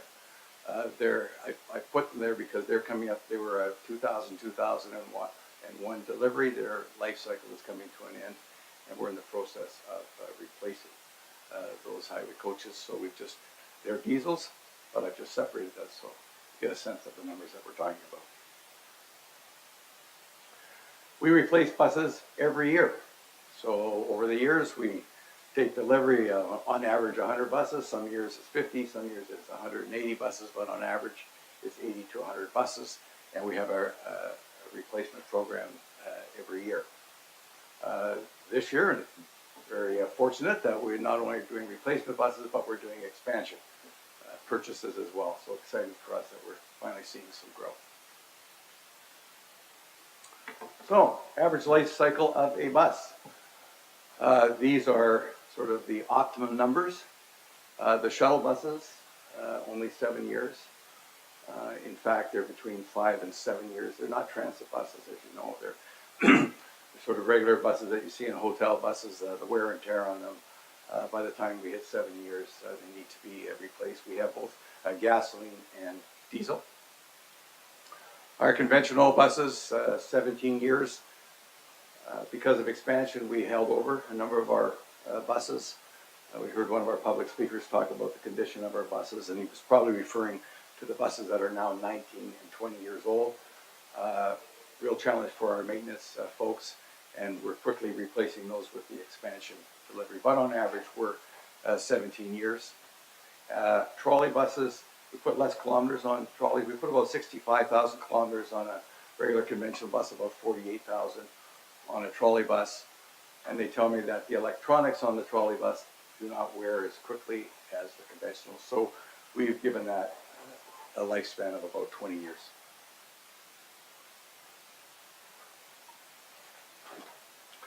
Because we keep buses 17 years, 18, 19, or 20 years, we have a regular midlife overhaul process. And if you've been out to Burnaby and looked at our fleet overhaul, and so at the 8 to 10 year mark, we bring the bus in, we strip it down. The older buses, and which are sort of buses 2010 or a little older, have different types of metal touching each other, a lot of corrosion. And so there's, you can see the tubular construction on the side. The floors have to be changed. The panels at that time were metal. Different metal on metal, a lot of corrosion. Extensive work. The bus is out for quite a while. We do the engine, we do the transmission. About an $80,000 to $100,000 cost per bus, quite significant. Newer technology is helping, so stainless steel tubing and framing now, fiberglass panels, plastic panels, so the corrosion is less. And we believe that the midlife overhauls should reduce over time. Now, as it turns out for us, in Canada, the average length, age of a bus is 17 to 18 years. In Europe, it's 12 to 14. In the US, it's about 14 years. We're on the high side. Funding's got a lot to do with that. Over the last couple of years, our maintenance folks, as they're sort of running analysis going forward, and they showed me a graph, I think it was about a year ago, and they said really the sweet spot for us with the new technology is probably at the 14-year mark. That benchmarks with Europe, and that benchmarks with the US, and in that way we could avoid most of the midlife overhaul and save most of that $80,000 to $100,000. Not sure where we are with that yet, but we're looking at it, and certainly we'll be in the mix as we go forward. So as I said, deliveries are two parts, both replacement and expansion. So here's our planned deliveries. We went to Metro Vancouver in September of 2016 for our replacement buses. And then we went in April of this year for our expansion buses. In 2016, in September, phase one had not started yet. And the criteria that we used to build buses, or buy buses rather, was the same criteria we've used over the last 3 years, put a lot of emphasis on the finance and the cost. And at that time in September, not knowing whether phase one was going ahead or not. Why am I saying that? Is because as we move ahead with lower carbon emission vehicles, we gain more carbon credits as we go forward. So you can see the replacement buses, the expansion buses, and the little column on the bottom, chart on the bottom, shows how we've improved, reduced the diesel. Electric is exactly the same. The fleet is larger, so that's why that percentage just drops by 1.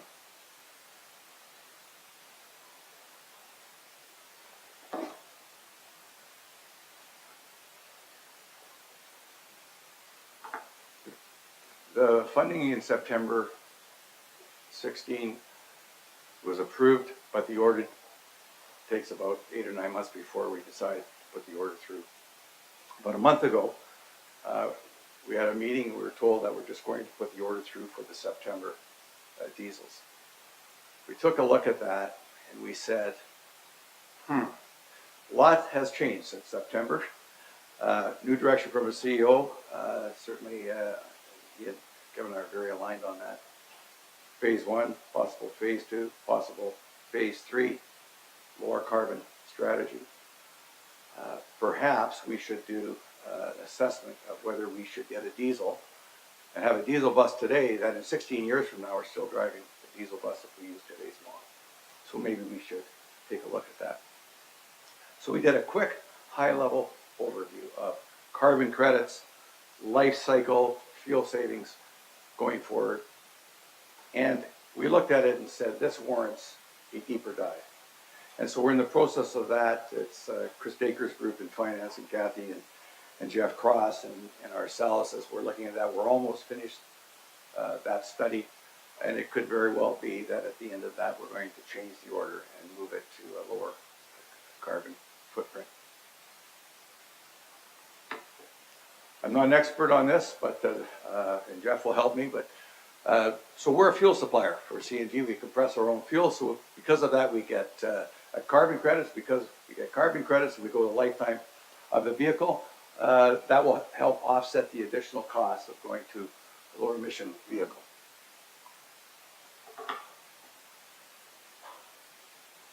This is a bit hard to read, but there's the tailpipe emissions and the upstream emissions. Upstream, as the chart said, really is the production and processing of it, and that's why under a battery bus that has no tailpipe emissions, you see a small cost there. But there's quite a significant difference as we move forward, as if you look on the chart.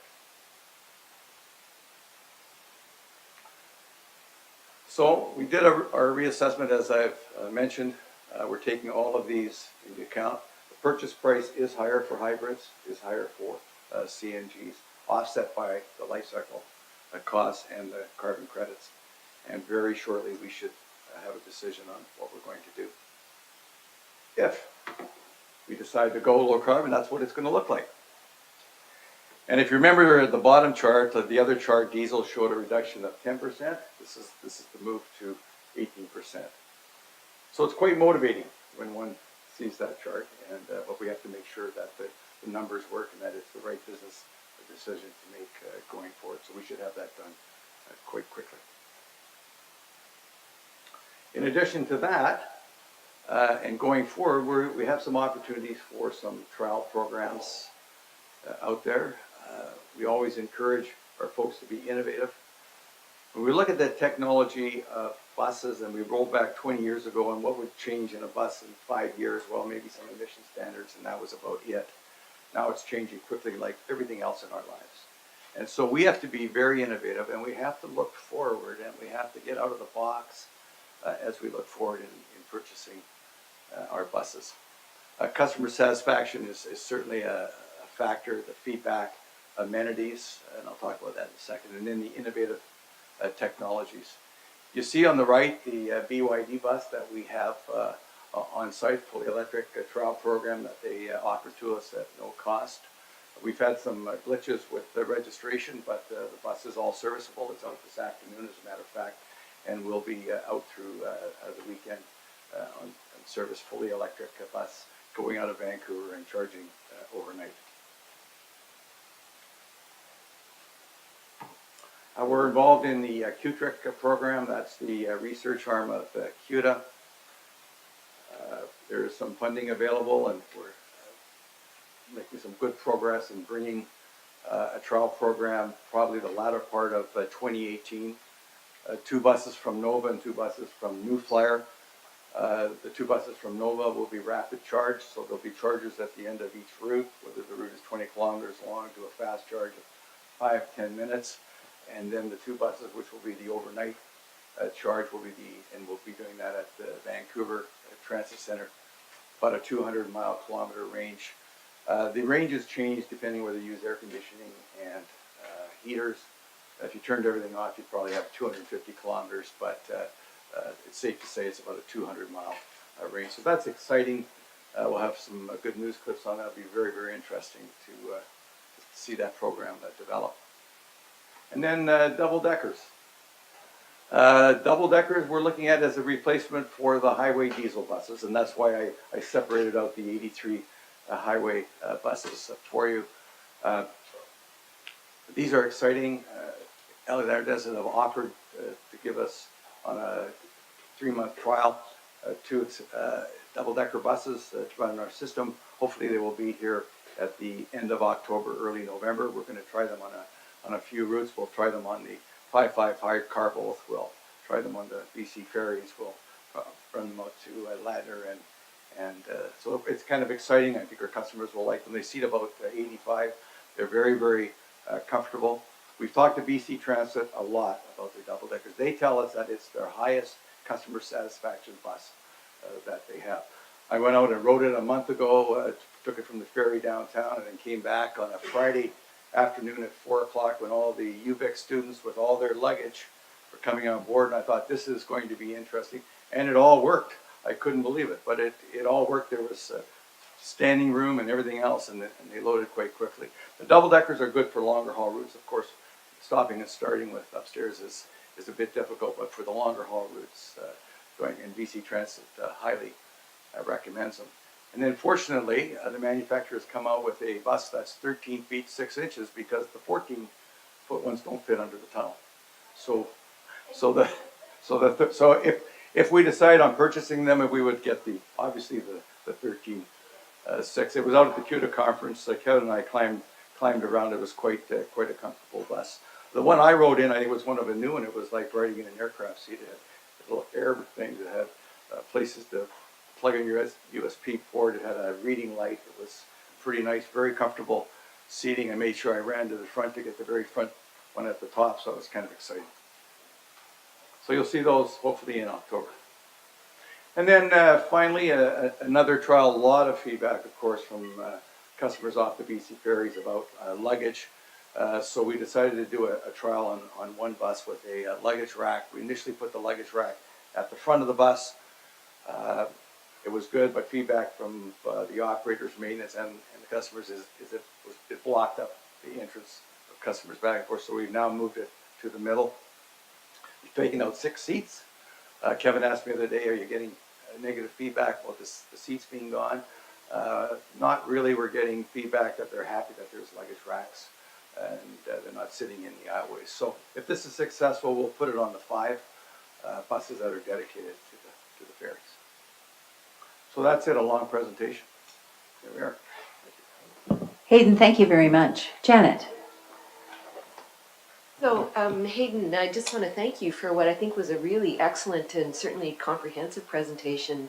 And it's exciting to hear about the enhancements to the fleet. And a couple of things. One is I just wanted to reinforce what I think is a very good decision in terms of the reassessment of the order. Taking that longer term view and really, pressing the pause button as appropriate to do that work and make the best decisions for the future makes a ton of sense, I think, for all of us. Also, I had some questions for you on the sustainability aspects of the work, but you have anticipated them all. So I just have one question, and that's really, you have a huge job given the expansion of the fleet and the need to hire a lot of new staff. And that's a big challenge, hiring them and also training them. So I'm wondering, are you actually getting the labor that you need in order to wrap the system up appropriately? Is that a challenge? I know Jean is working with you on that, but I know in some aspects we have a pretty tight labor market. And so just your general thoughts on that would be appreciated. We do have a tight labor market, and we've been meeting our requirements until sort of recently on the operator side. And we get a number of applicants, but by the time we go through the process, we're limited. The marketing department has done a great job. I don't know if you've seen the latest advertising campaigns out for operators and videos, and we've been interviewing operators, telling about the good aspects of the job. Angela Otto told me the other day that's resulted in a number of additional applicants coming in. But we are challenged on that, and I do worry about that going forward. We have a number of operators that qualified for retirement. They haven't taken it yet, and if we got a big swing, we would really be challenged. So it's something that we're aware of. On the maintenance side, we had concerns, but at this point in time, we've been able to recruit. We had some concerns at Seabus on qualified marine attendants holding the right tickets, but fortunately, we were able to meet those demands. Just one additional question. I mean, obviously having, having staff that actually reflect the diversity of the community, are we successful in being able to engage a diverse range of new employees? That's our goal. I don't think we're there, but we share that vision for sure. Absolutely. Yeah. Marcella and then Murray. Thanks. Thanks as always for a super report. Thanks. Anticipated every question. Oh, we'll see. That was his goal. There's always something. On trapeze, and this may actually be a better question for Kurt, I don't know. But on the trapeze function, which is, that's serviced by TransLink, in the contract, do we have penalty provisions for bad service? Like, do we have some way of, you don't know? So with the trapeze service for handy-dart, Yes. not so. It's not something that unfortunately we support today. We're bringing it in-house. Okay. We're working on that right now. I know that there has been some challenges with that operator, so that's part of the reason why we want to get our staff supporting that 24 so that we can respond quickly when they do have issues and ensure that the underlying infrastructure is stable. Okay. And operation was this. I don't know the answer to the I think as well, we need to, as Hayden pointed out, we need to investigate exactly what was going on. It's not a simple one-to-one. It's not just trapeze and the flow. There's also where the servers reside. There's communication issues. So understanding what was going on. I can't tell you. Louise was telling me. I think we had 5 engineers or something like that from trapeze assisting to try to get the system online yesterday, in addition to our own team. So they were very responsive, and they generally are, my experience with trapeze. But until we fully investigate and get to the root cause, it's too early to say exactly what caused the problem and then how to correct the problem. Okay, I assume we'll hear about that. Okay, thank you for that. Couple of, the electric, which of course I'm keenly interested at any level. How is there any city that runs a large electric fleet right now? And if so, where? Well, it's important that I say we do because we have electric trolleys. Way to go, Hayden. That we're not forgotten. Besides trolleys, I mean battery. everybody has trolleys. Sorry, besides trolleys. Do you know, Kevin? I'm not that familiar. Well, I said in my earlier AGM, it's sort of emerging in North America. So North America is actually a bit lagging behind this, as we typically do, frankly, in a lot of transit issues. So to the extent to which battery buses are emerging, primarily in the United States, Canada is kind of behind in this area, they're emerging in small numbers. So we're looking to find that sort of critical mass, because I think the critical mass with the manufacturers is really going to drive the price down and innovation on the batteries. Because the real cost element to the electric buses are twofold. One is the battery life and how many different charge cycles the battery can take, because the batteries are very expensive. So you have a midlife or maybe 2 replacements for the batteries can be very expensive, number one, and then the charging technology, which is why you have to be in kind of an evaluation mode. If you go to fast charge, you have to build those, if you saw in the photograph, the stations. Where do you put them? You have to put them on the street someplace or on our property. If you go to slow charge, Hayden and I were talking about that a number of weeks ago, you could imagine completely reconfiguring how your bus bases work, because you then have to create these charging farms, if you will, which have very significant capital costs associated with it. On the other hand, China has lots of battery buses. So I personally believe that the technology is proven. I personally believe as the demand for it increases, the price is going to come down. And you saw in the GHG graphic that Hayden showed that the benefits to the climate and our environment are superior. So I think my key takeaway really from Hayden's presentation, if we were buying a diesel bus today, we're going to be that diesel bus 16 years from now. And just sort of imagine running diesel equipment 16 years from now, in the way the world's moving. So, our ability to move quickly partly is held back by the state of the business and the technology here in North America, but these pilots really help to amp it up. So I'm glad to see Canada, through QTRIC, is beginning to put some money into it. We're working with BC Hydro to help also partner with us on the electric project. So I think we have some interesting partners to jumpstart the technology nationwide. And I would also say, I think Jeff's a little bit closer to this as well from his recent trip to Canada. I think a growing interest in the federal government to use the Green Infrastructure Fund as a possible venue to further help jumpstart electrification in Canada. Because the extent to which we have funding to buy the rolling stock through the gas tax and Metro van, we don't per se have the funding on the infrastructure. That's where the Green Infrastructure Fund could really come in to help jumpstart the technology in Canada. Thanks. Are you good, Marcella? You're done? Okay. Murray?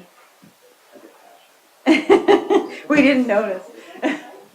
Yeah, thanks, Hayden, for a great report. Just maybe a little bit of a technical question, but how many kilometers a day does a typical transit bus operate on our system on average? Well, we do about 65,000 a year, so right, 300, 350 maybe. So okay, because I'm just trying to compare the 120 kilometer range of the electric bus with what we would typically expect to have. Yeah, it was 120 station miles, it was about 200. Okay. About 200 kilometers. So where are you using the electric bus right now in relation to? It's a part-time operation, part shift? Just in Vancouver, just different routes. We're really just showcasing it around. So it's 2 or 3 hours they go at a time? Right. Okay, so one of the problems would be it couldn't handle a full shift because of its limitations right now. So as Kevin and I have talked about, what would our system be best on electric buses? Probably a combination of the rapid charge, the quick ones, and the overnight charging.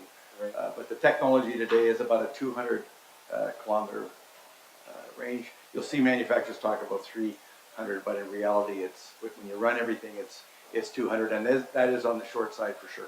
Right. And the other question I have is on the small buses, the 7-year ones. Why do we use gas ones there at all?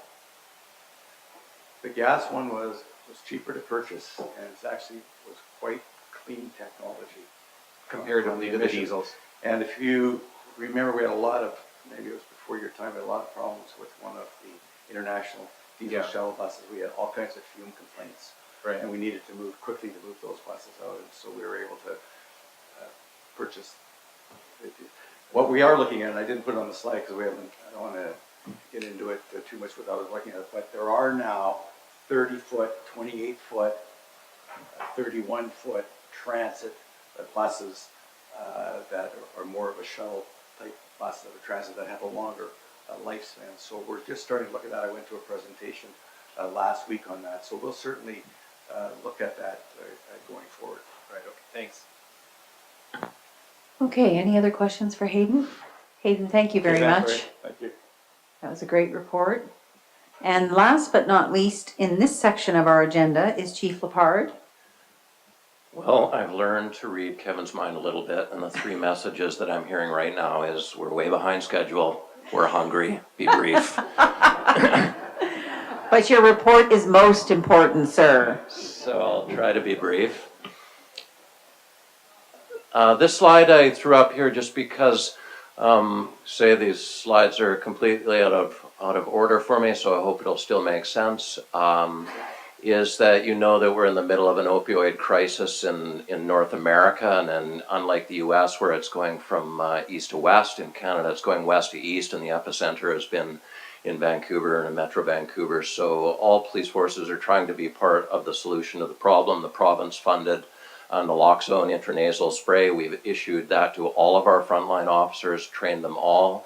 And I'm pleased to say, because it is one of the highest callings of a police officer to save a life when given the opportunity, is that so far that we have administered it 9 times, saved nine lives, people that have literally dropped dead right in front of our beat officers, and they had the training and the skills to be able to do it. So that's a pretty important thing. What's next? Okay, I think these are going from back to front. So leveraging technology, when I think about the evolution of technology and policing, if we think back to, you know, the big quantum leaps that have been made, think of the 30s to the 50s where policing got away from call boxes and a police officer on the beat having to call it in on a phone, to the installation of mobile radios in the cars, and then walkie-talkies, get to the 911 systems being implemented. 1979-ish, the installation of dumb terminals in police cars that could access certain amounts of information that was very useful. 2001, one of your directors to my left here was very involved in the implementation of a province-wide records management system in British Columbia, so that was a major leap going from a paper-based system to an electronic system. So we're looking for that next big technological jump in policing. There really hasn't been anything since then. And it's particularly important for us as mostly beat officers is that we can't use generally a laptop in the police car to write a report, that sort of thing. Our officers on foot on the beat. So we're trying out some software right now that has great promise. We don't know how it's going to turn out, but we think it's important to try new things. Public institutions are often afraid to do them because we're beaten up badly in the public if things don't work out. But we're trying this, and it looks really promising in terms of our beat officers being out there, being able to do things like text, direct voice to text when they're taking a statement, which eliminates or has the potential to eliminate a huge challenge for policing, and that is about transcripts of reports and statements, witness statements, that sort of thing. They can take photographs and transmit them in virtually real time to the supervisor, who can look at those photos. For example, one of our officers was at a jumper incident and was able to take photos of the scene, send them directly to the supervisor, receive instructions back about certain things to take care of at the scene. The supervisor can review their notes in virtually real time. Obviously, it's foot patrol friendly. Real-time information sharing. It will work seamlessly with PRIME, the Provincial Records Management System. And so we're working with TransLink to evaluate that and look at value for money. And so we're very, we think that there's great promise for it. So one of the things that we've started recently is a joint task force with Coast Mountain Bus Company, so Hayden's people, and we're looking at opportunities to do training together. For example, we are delivering some training to transit security officers around naloxone. They're getting them too. They're in a similar opportunity to be able to administer that using data that we collect and using it in a way to target problem areas, looking at how we can coordinate our responses to leverage each other's resources during an emergency, and sharing of our data. We have quite a bit of capacity for analysis, and so sharing that where it makes sense. An example of that is that we delivered a 4-day course to 7 of the transit security officers on bicycle riding in the security and policing environment, and now we're doing joint patrols with them at problematic areas, creating high visibility. We know from the research around the world that that has the greatest impact, is uniformed high visibility staff and being able to address problems quickly, particularly when we see the intersection of buses and trains. Nothing's working quite right. So we did host a conference. I won't go into it because it is in my report, but it was went really, really well. We exceeded our expectations around as far as attendees. We had, it really was an unmet need. There are a lot of transit police agencies in the US and elsewhere in the world, and that it really was a need that wasn't being met until this conference. In fact, the most frequent response that I got from people is, will you host this next year again? And my response, of course, was not on your life.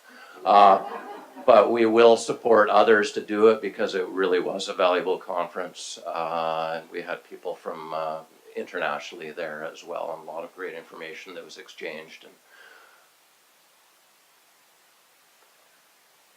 some of the attendants: Chief of the British Transport Police, Chief of the NYPD Transit Division, Chief of the Dallas Area Rapid Transit Police, and also a representative from the RCMP there.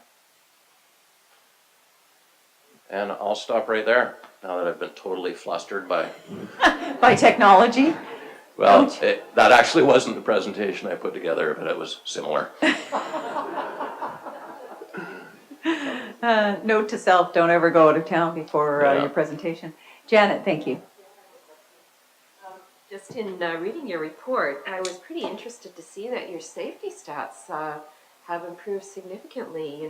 13% decrease in crimes against people, sexual offenses down 4.5, and crimes against property. So that struck me as being really quite a remarkable improvement. And I'm wondering to what would you attribute that? Well, I won't take credit for the sun coming up in the morning because there are always many factors, but I do think back to an op-ed piece that was written by Jim Chu a number of years ago in The Sun that said, simply more cops equals less crime. And so we did increase our staffing, and thanks for the support from the board last year. And so that was helpful in terms of not having to degrade our service elsewhere on the system as we staffed up for the new Evergreen extension. There are other variables, like I say, crime does go up and down, and there are many factors in it, but we know that putting police officers in the right place at the right time makes a difference. Because high visibility, particularly in our environment with, dense population, more than 1 million riders a day and so on.